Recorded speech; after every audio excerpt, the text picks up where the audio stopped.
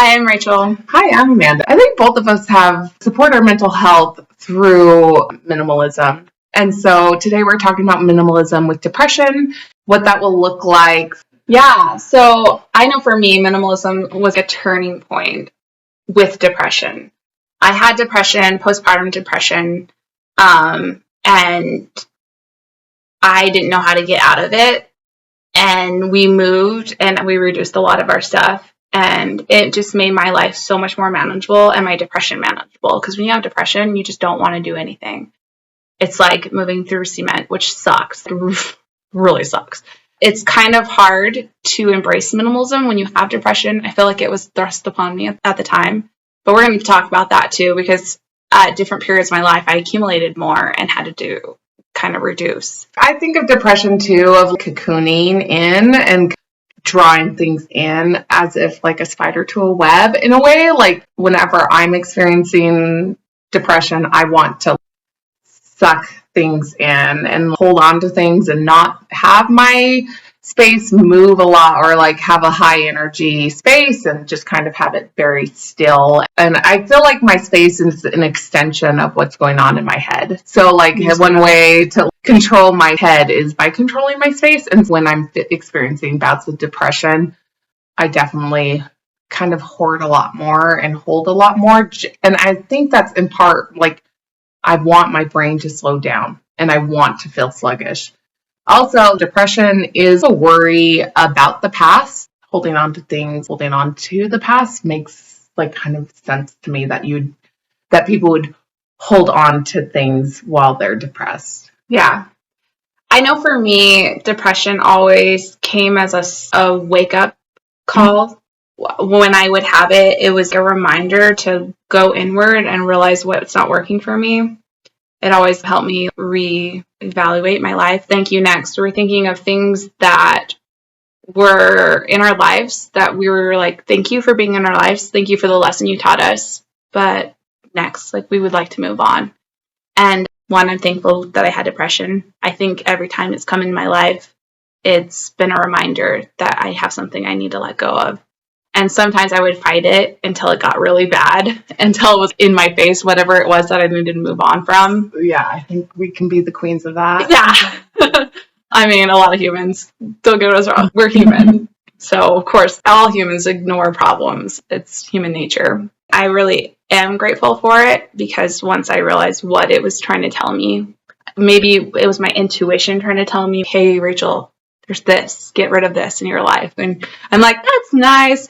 Let's just keep pushing through it. I feel like I was a high functioning depressive. They classify it like class 1, class 2, and then there's other classifications. But I would, in a layman's term, I would call you a high functioning depressed person or a mild depression. Yeah. And I definitely haven't lived with it my whole life. It's just been seasons. I would describe to my therapist, on the outside, I look like this shiny, happy person, but on the inside, like it's like a dead forest, especially when I'm going through the depression. But then when I realize why I'm depressed, what I need to cut out of my life to grow, it feels like this little seedling inside of me is like popping up out of the ash soil and it just sprouts. And then eventually my inside is like this lush forest and full of vibrancy.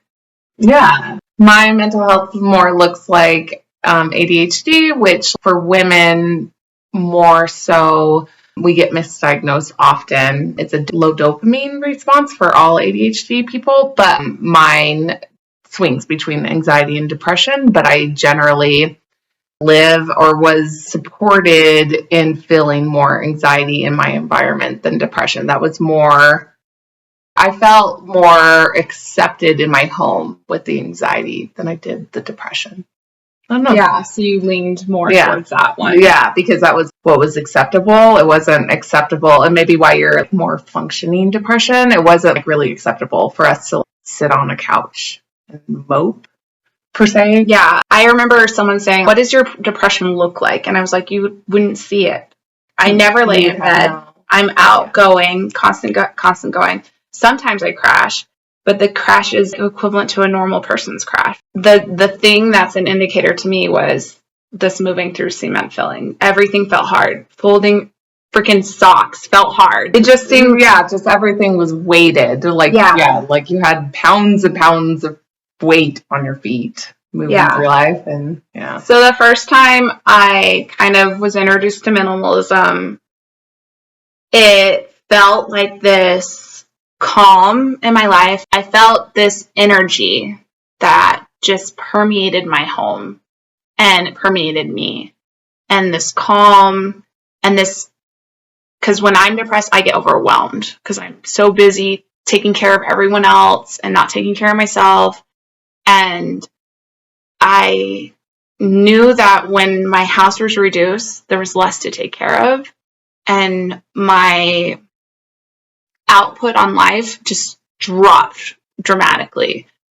The things I was required to take care of, the mental load went like from 100 to like, so almost 20. Like before minimalism, before you embraced minimalism, it was like jumping through, like literally jumping through hoops, jumping over toys, whatever, to grab bags to go. But then afterwards, can you walk me a little bit through like what it looked like to get out the door? I'll have to admit that I was not a very hoarder type person even before I embraced minimalism.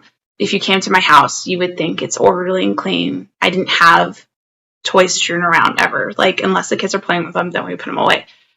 It was just the amount of effort it took to put all the toys away because there were so many. Or the garage full of furniture that I would collect because I'm like, oh, I'll get to that project. Or just too many clothes. As you're shuffling and putting away clothes, there's like a million. Or when you're picking out clothes for the kids, you already picked out clothes for yourself for the day.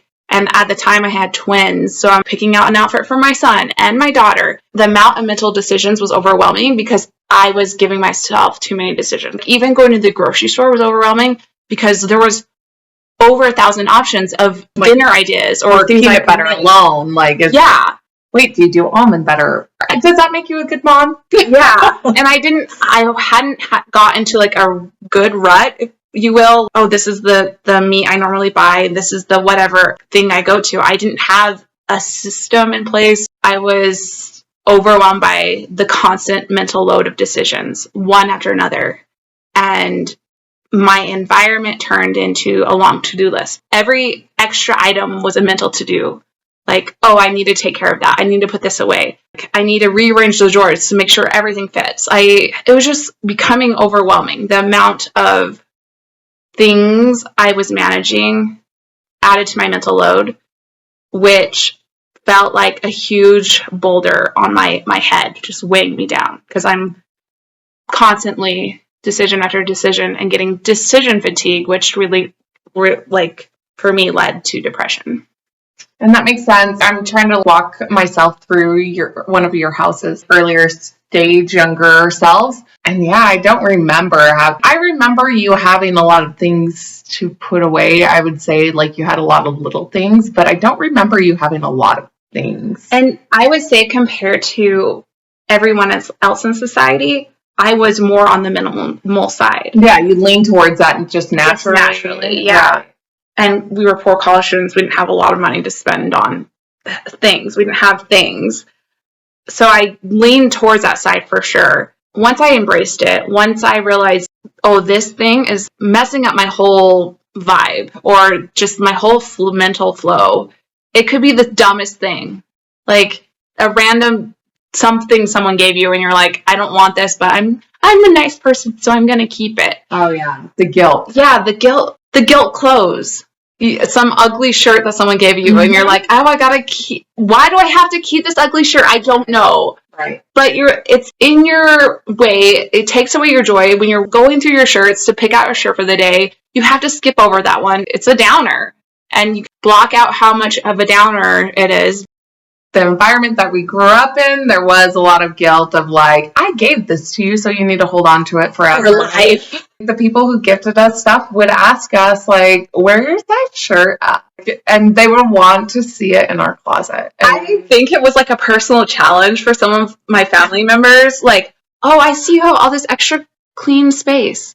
I think we should fill it. I can fill it in 5 minutes. We're just more naturally used to a higher level of environment, a higher level of stimulation, and I definitely feel like I have a low threshold for stimulation.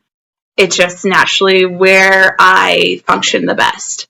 I think that even before I embraced minimalism, I got people like trying to shove things on me all the time. Yeah. And I was like, then you feel and it wasn't your style, and it wasn't anything that you would ever pick out in any way, shape, or ever. And now you're obligated to hold on to this.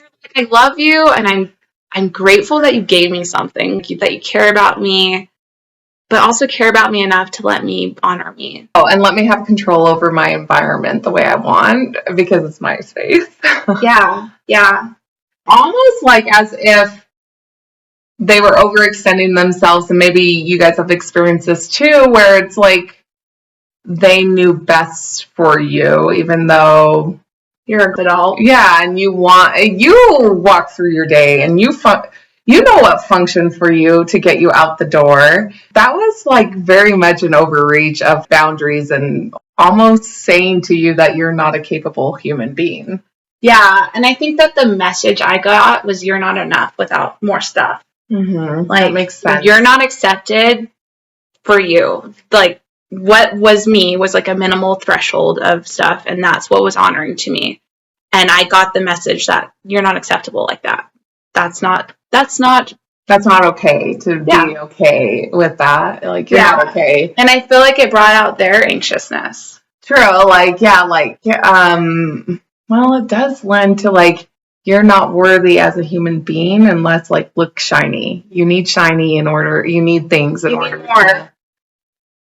to prove your worth, which like, I love minimalism in the sense of it just strips everything away to the brass tacks of what do you need to function? What do you need in your head to feel peace and joy? What do you need in your life to thrive? And any more than that is now distracting and clutter and doesn't help. And so yeah, that's huge. Almost like, how dare they, push that onto you that they knew best for you. It kind of makes me a little bit bent out of shape, like Mama Bear. Yeah, before you say that to my sister. I totally get what you're saying. But like at the same time, like also like you were the one who hedged the way, for me at least, and I'm sure some of the other like family members have kind of embraced, I don't think they've fully embraced minimalism, which they've heard it over the years and stuff, not pushed on them, you're very respectful, but like heard your ideologies over the years and how you function, and they can either take it or not, like thank you next, and it's given them permission to get rid of at least the stuff that was gifted to them that they didn't want. Yeah. So, like I said, the first time I embraced minimalism, I moved across the country. So I took only what I had in a minivan with me and my kids and my husband. After I moved closer back to family, it influenced our dynamic. A lot, actually. Because they were like, who is this weirdo? Where is our sister? And what did you do with her? For me, at least, I want to honor you. I know that you get overly stimulated, and surprisingly, sometimes I have a very big personality. I know this will be shocking for everybody out there. How do I fit into your space and honor what I interpreted at the time as being small, or like making myself small? Like, so how do I make myself not cluttered and not big? Yeah, that's interesting that you said that. I felt like it gave me more room to have bigger personalities. My husband's a big personality. Like, he is running around the world a mile, like a minute. He gets shit done for sure. Yeah, the guy is not on any drugs, but holy cow, he has the energy of like a child, but focused. It's crazy. I felt like me paring back my space, paring back even my head, it created more space for people like Amanda, people like my husband, who are bigger, and they need that space. Oh, cool, you need more space. I need more room to let you have space. So I'm going to get rid of all this crap. And when you come into this room, you fill up this room and it feels I right. can fill up a room. Like, it doesn't feel like, oh my gosh, this is overwhelming. Please get back out of the door. It's more like, oh, yeah, you work here. Like, there's enough room for you. My personality can fill up a room for sure. Like, I don't need stuff to fill up my room. Yeah. Like, and so, like, I bring it with you, the energy with you. And so I felt like it was honoring of you. At first, it was my life. awkward, you know, like, to live in that. Like, how do I sit? What is my hand? At the time, it felt very rigid because you had a system and I didn't know how to honor your system. How do I honor your space and not offend you? And then still be myself in this, and all kind of covered and a little caving in, cocooned, which obviously for me was not a good fit for my personality, but it was weird to have that openness. Yeah. Now I fully embrace it. I love it. But at first, it was really uncomfortable. So I think that this kind of introduces the second time I embraced minimalist, when I started minimalizing people in my life. And I know that sounds harsh, but it really honored me. So there were people in my life that honored who I was, because I felt like my outward minimalistic view was like really just me. And if they were like, oh, this is strange, let me get used to it. Okay, I can honor you. I can see you in your space. I'll give you space to be you. Yeah. But then there were some people that were like, oh no, we can't do this. No, let's smother your space. Like, let's fill it up. Let's fill your head up with what we want you to have your head filled up with. Let's fill up your space. Let's fill up your thoughts. Let's fill up. You need to be thinking this way. You need to think this way. We're your authority on how you think about things. Even though I am a deep thinker, I had come to a very profound, deep inner knowing of myself that was not honored. And that's the second time I embraced minimalism. I canceled people in my life. I said, thank you, next. Like, you were wonderful in my life. You taught me so many lessons, but you are not honoring me in my life anymore. I felt like I was being stifled. And again, the depression came up, and I kind of pushed it away, like ignored it, tried to push through it, work through it. And it was like, the depression was like, so like in my face that I was like, okay, not only do I need to say thank you next to people, but I need to say thank you next to old beliefs that I held onto that I didn't really believe. Like, I had my version of those beliefs, the gospel of Rachel. Yeah. So I had to say thank you next to people, thank you next to a system of beliefs. And after I did, I sunk into myself more, and I was like, this is how Rachel feels. That must have felt like a home for the first time ever. Yeah, it really did. That's cool. And then the depression left, and I don't know how depression works for everyone, but for me, depression always was an omen, if you will, of, hey, Rachel, you need to let go of some things in your life. Mm-hmm. Which is almost like counterintuitive to how depression feels, because like in a way, like the clinical side of it, which you probably felt like you wanted to cocoon yourself, you wanted to bring things in, you wanted things to probably slow down naturally, but like intuitively you're being led to push things out, get rid of things, which isn't the psychology of depression. That's interesting. Yeah, I didn't want to bring things in. I felt like too many things were overwhelming me.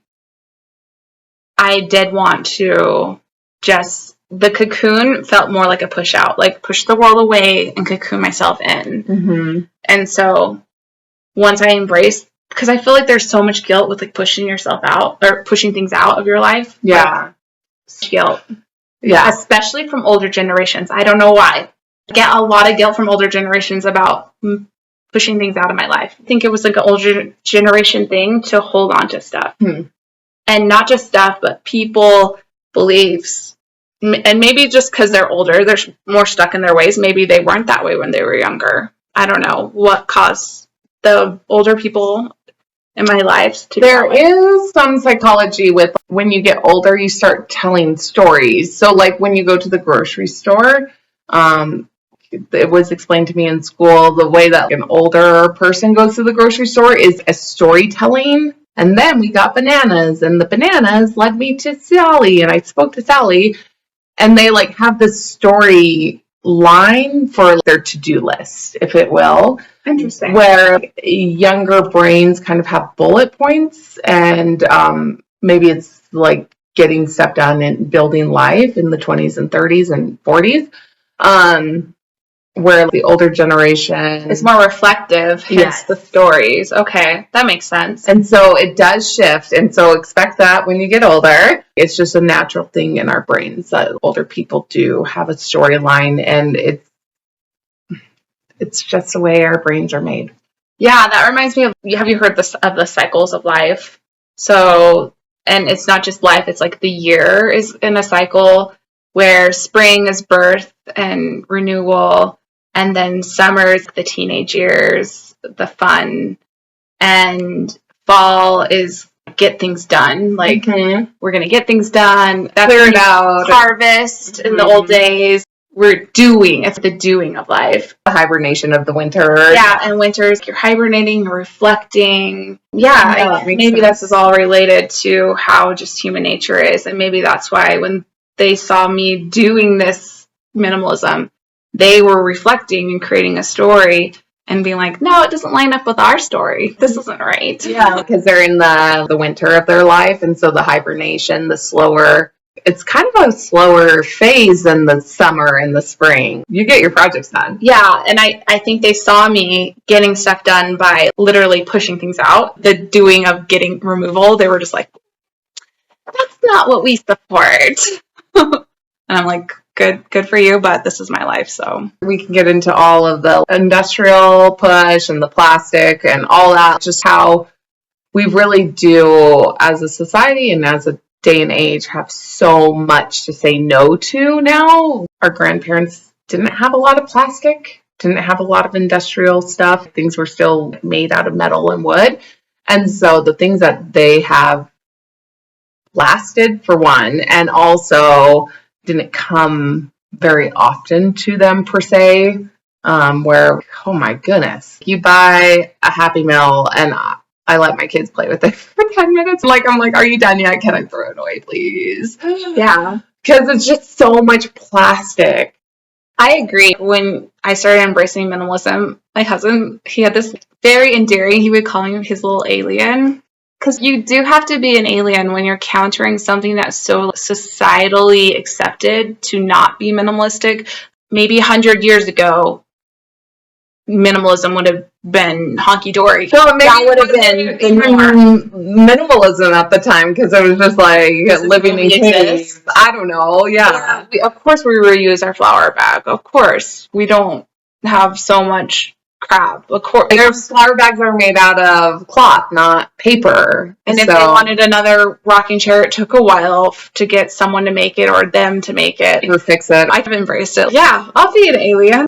I'll be a weirdo. It just felt so good to me. And finding my mental space is more important. You can call me whatever you want. At least I'm happy and functioning. Yeah. As a kid, I really beat to the rhythm of my own drum. I was always an out of the box, uniquely myself. I love that about you. I would come home some days and be like, I don't know what the house is going to look like. The couch may be moved. Oh, I love reorganizing furniture. We usually shared a room, and I never knew if today was the day that it was going to be reorganized, which some days I loved it. Some days I was like, ooh, this is super functional. I think it was like my inner child trying to make sense of all the stuff.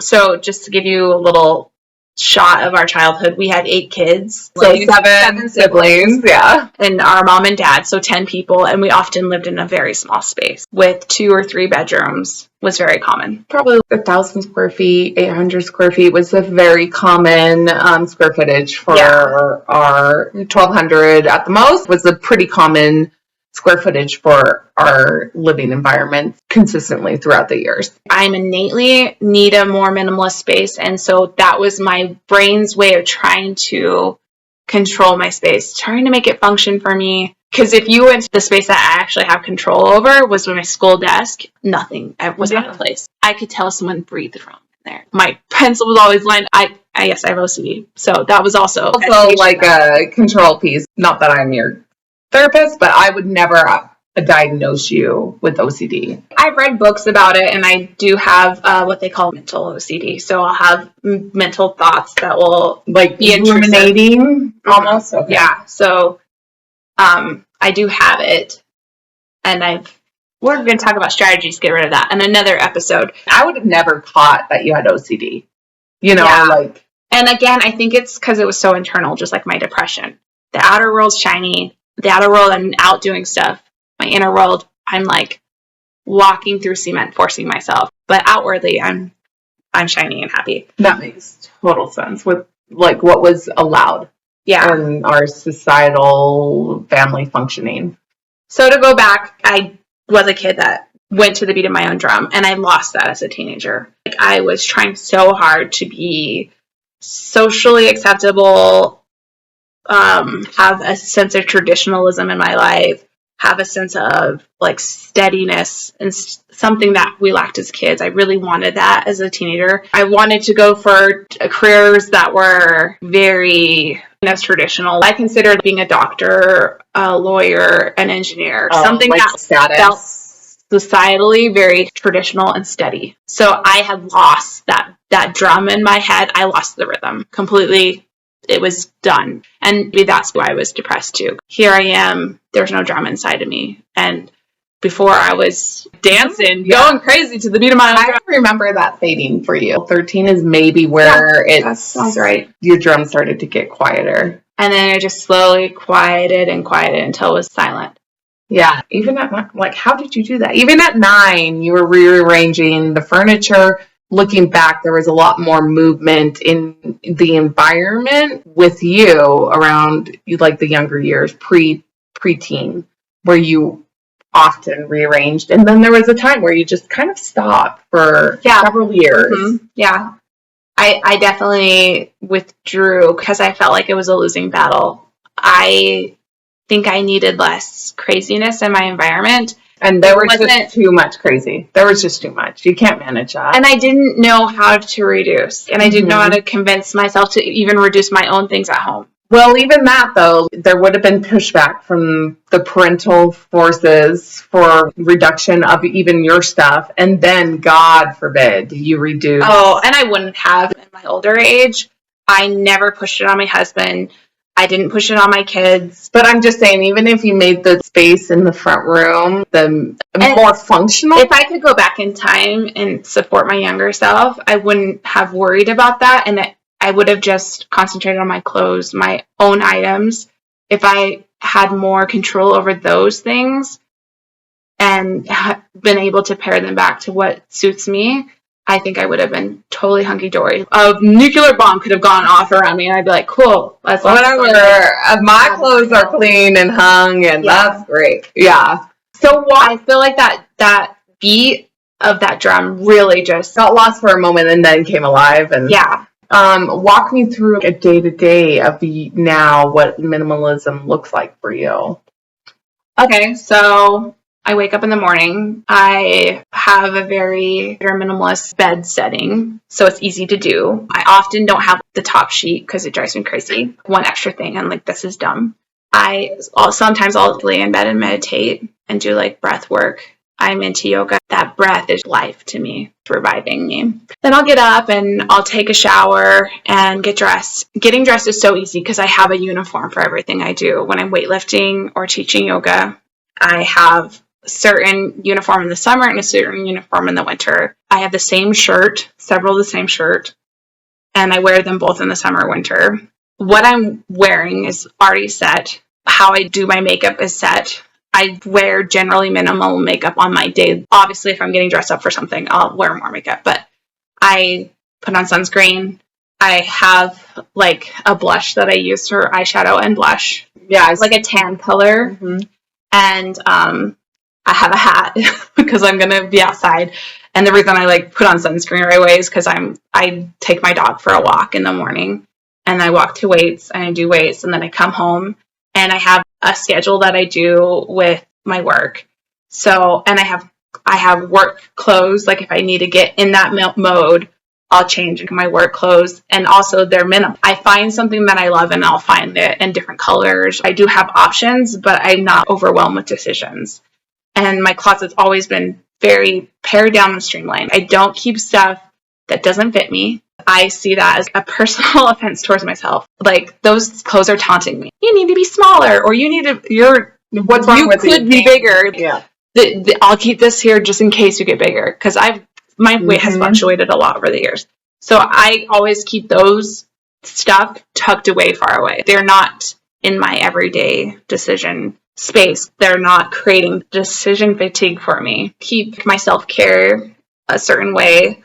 I always write out my meal plan for the day, because if I don't, I always put myself last. So I'll think about what to make for my kids for dinner, or what to make for them for lunch or breakfast, but I won't remember to take care of myself if I don't. So that's always in my morning after I walk my dog and do weights, come home. That's the first thing I do. I go over my meal plan. What am I eating for breakfast? What am I eating for lunch? What am I eating for dinner? And of course, like, I'm a protein lover, so I'm always like, okay, make sure I have a protein. Where's my meat? I eat a lot of fruits and vegetables, so I have a fruit or a vegetable in every meal. Yeah, so it seems like you have a lot of systems that you go to, seeing your space and seeing how you live. You're happy to deviate from it. Especially for other people. If they want to take you out to breakfast, you're fine with that. You're good with that. Mm-hmm. That's great. But every day, today stuff, why make the choice? This is the right calories that I should be taking. This is the right protein. I'm happy with it. Let me just hook into my system. If my day-to-day system is healthy for me, the deviations are fun. Mm-hmm. Okay, cool. I'm excited to try something different. If I'm not in a good space, those things don't feel like a treat. If you're always constantly eating a treat, then when you go to have a treat, it's not a treat, it's your everyday diet.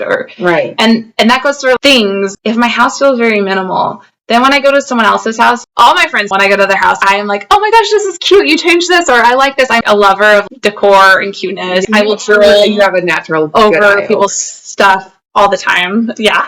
I just am a lover of loving other people's stuff. I don't know. I love lots of styles. I love lots of... It's nice to take my kids to different people's houses because they get to play with the toys. But I've learned, oh my gosh, they're really into that toy, so I'm going to buy it for them. And they never touch it. So what you're saying makes total sense to me. You can geek out and have so much joy in their space and who they are, and it's definitely a different space than yours and definitely a different vibe because they're different people.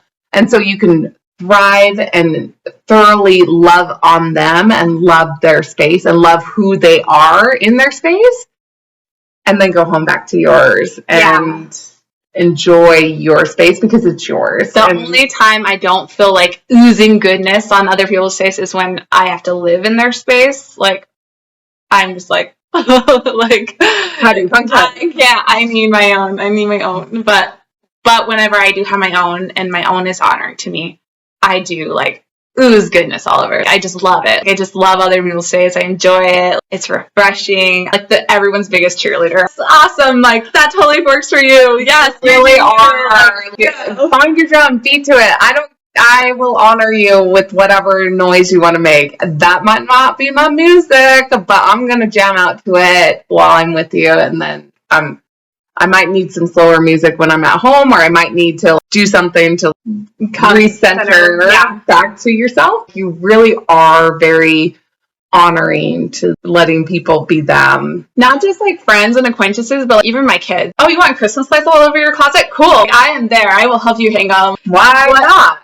You want like a whole wall full of art that you painted? Sure. I will be there with spades and balloons. Let's do it. That's cool. I am totally down for them, honoring them and their space. Yeah, and it can be as busy as they want it to be. And I've seen that with your kids. But for you, when it's overstimulated, you will just close their doors. Or I'll just go to my own room and take a breather. Yeah. And also, I do control the living space. I cook. This is how the kitchen will be run. We will not have a lot of crap. I definitely take over the living spaces. Relating to minimalism and depression, when I have depression, I'm not honoring myself. It's a signal that you're not honoring yourself, you're not being you. And I feel like this balloon, like if you air up a balloon and something's pushing into the balloon and it's literally depressing the balloon, that's what I feel like. And once I figure out what that thing is and I take it out of my life, I naturally will fill that space. Get that shape back and breathe again and not feel the pressure. Sometimes when I'm depressed, I feel small, shriveling into a cocoon, like you were saying before. And I feel like when that thing that was psychologically pushing on me, making me feel small is removed, I get bigger, like fill up my space, and I'm just like, I'm me, let me roar, this is great, I could be me all day. Oh, that's awesome. Yeah, and you do fill up your time and your space very wisely and methodically, I think, and there's like a purpose for everything in your life, like time-wise as well as space. And girl, you are very busy. You get a lot done, and it doesn't seem like, to me, that it's overwhelming or encumberancing. Your life literally feeds you. Yeah. People see minimalists and they think stoic or serious and structured. And I feel like I need that serious and structure to let me be the crazy person I really am. There's this wildness in me and this adventureness in me. And I can't embrace it unless I know I'm supported by structure. Okay, the structure's taken care of. It's all good. Okay, so now I can be free. That thing that was pushing on my balloon is taken out. Cool. I can expand. Like, I can take up space. Oh, there's less things in my space. That means I can take up the space. And the people in my life that I want to come in can take up the space. I just feel alive. I'm expanding, and the people around me are expanding. So how do you choose what's in your space and what's not? Yeah, that's a great question. There's a couple ways I go about it, and I've done a lot of supporting of other people. One of my favorite things to do is have them find something they love. So if we're going through their closet, I'm like, what's the thing that you just love? You love the way it smells or the way it feels, and you just want to wear it, like, wash it and rewear it every day. What is it? Sometimes it'll be the grungiest, ugliest thing ever. Well, usually because they wore it. They wore it, yeah. And then we'll like talk about, why do you love that? And then we'll try to find things that are like that in their space. And so, like, me being structured, we'll all have a list, reevaluate my wardrobe, and okay, I need this many dressy shirts, this many workout clothes, this many whatever. And then I'll go through and I'll pick my favorites. And that's my favorite part is, oh, I love this one. I love this one. I love this one. Okay, now I need 4 of these. Okay, a lot of people, when they minimize, they're like, oh, what do I not like? And that's like what they go for. Why concentrate on the things that you don't like? Concentrate on the things that you love. And then everything else after you find the things you love is, okay, next, thank you for being there for me. You honored this space in my life. You helped me figure out what I don't want. That's a huge blessing. And goodbye, I love you. And go to another home that's going to love you and thank you, and you will bring them as much joy or a lesson like you taught me. Yeah. And you could be their favorite, their go-to thing. Or, like you said, or a lesson. Whichever way, it's great. If they put it in their space, they obviously need it for something. Yeah. Everything outwardly is an inner reflection of yourself. Yeah. So those things are lessons. Those things they're telling you what you do or don't need. They're there to serve a purpose, whatever that purpose may be. Mm-hmm. Yeah. I love that. That's big. Saying thank you next to those things that weren't honoring me, those things that were pushing in my balloon. Once I let them go and I filled up my space, filled up my mind, filled up my heart, soul with just myself, instead of a predetermined version of what I thought other people wanted me to be. Yeah. Like, once I eliminated this overarching pressure from them, I'm not giving into that pressure. I'm going to just be myself. The depression would lift. That's cool. So beautiful. And for me, depression was a result of not saying goodbye to things, not coming to closure, and not feeling the sadness of that loss. I didn't want to feel the sadness of the loss, so I kept it in my life, which made me feel sad. You moved on developmentally. Just kept in my life. So I think it's beautiful. This sorrow and this letting go of things really does pair with our conversation of depression. They just go so hand in hand. And if you don't address that sorrow with the change of the seasons and the chapters of your life, then depression can come stronger and keep building up until it's so in your face. Okay, I can barely move. What do you want? Yeah. What do you want from me to let go and sorrow over and move on? It's a beautiful thing to be in a lesson, and it's a beautiful thing to let go of that lesson too, and move to a new lesson or move to a new stage. Being able to say thank you and next, and thank you for that lesson, and the heartache and the joys and all of that, like, is just such a sweet thing. Initially, the first lesson I was learning was because I was married so young. I was mourning the loss of a childhood I never had, because we had a pretty intense childhood and I felt like an adult at a young age. And once I had children, that's when I had postpartum depression. And the thing I was mourning the loss of was, I'm never going to have a childhood. I now have children. I now have responsibility. There's no way I will have a childhood, even a late childhood. Right, it's done. It's done. In the way you did mourn it, you are really ironically, I feel like Brie blossomed. You're really finding like a teenage stage with your kids. Even you're bringing them along, and they're living their best lives in their teenage stages, and you're living your best teenage life. I would say you kind of make it a teenage life right now. Totally responsible. At the same time, it is that playful teenage. I definitely don't feel like the mom off of Mean Girls who's walking in the room. Hey girls, I want to be part of the party too. I'm not that. No. Yeah. But I do feel a youthfulness. When you're a teenager or a kid, you feel this excitement about life. I feel like that resurgence, what I was saying before, now I found myself marching to my beat of my own drum. Something that normally people find in their teenagehood, they find themselves, they figure themselves out. Generally not perfectly, but I did that later. But that was the loss that I was mourning, and ironically, I had to mourn that loss in order to get to the stage of playfulness. Yeah. I see that in your life. I see where you were mourning that loss, where that playfulness came back. Mm-hmm. And I think naturally you kind of are a playful person, which is something that I love because I lean towards the serious. And so your playfulness, like, definitely is a breath of fresh air. But there was a time, and there's always a season for serious. There was a time where you were definitely... My life was so serious. So serious, so heavy, and you weren't ready to mourn the loss. And then you went to the mourning, emerged you into this beautiful butterfly, if you will. It's beautiful, and it may not last forever. You may, go into a different stage and stuff, and whatever that is, it will be beautiful. However that emerges. But for now, you're fully in it, and it feels really good. And I like that I can know that I will always go back to myself, and I know how to do it now. So if depression does come up again, it'll be easy to get out of. Yeah. What do I need to mourn? What do I need to lose? What do I need to let go of so that I can move through my next stage? What do I need to say next to? Yeah.